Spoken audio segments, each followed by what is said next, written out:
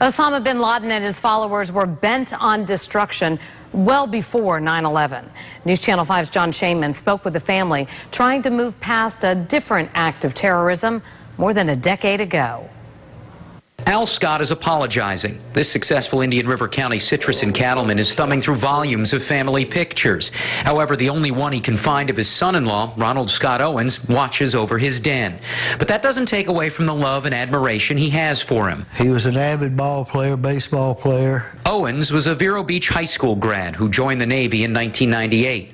The 24-year-old was on his first tour of duty in the fall of 2000 on board the USS Cole. Scott had been recommended by a CEO for Officers Candidate School when he returned. But in October, one day after emailing his wife about an upcoming vacation, the Cole was bombed by terrorists. Al Scott's daughter Jamie was visiting her parents at the time.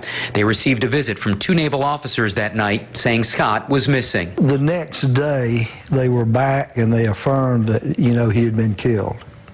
Jamie and Scott had a daughter, Isabella, who was 4 at the time. Today she's 15. Scott called her Bear. We would come in after a game of golf. He'd immediately scoop her up and throw her over his shoulder. And he was a very good dad. A dad who now has a permanent place by the water. That place is here at Veterans Island Memorial Sanctuary. This is where soldiers who've given their lives in defense of our country are forever remembered. Among the markers for Indian River County's military heroes is one for Ronald Scott Owens. Now the man responsible for his killing has been killed.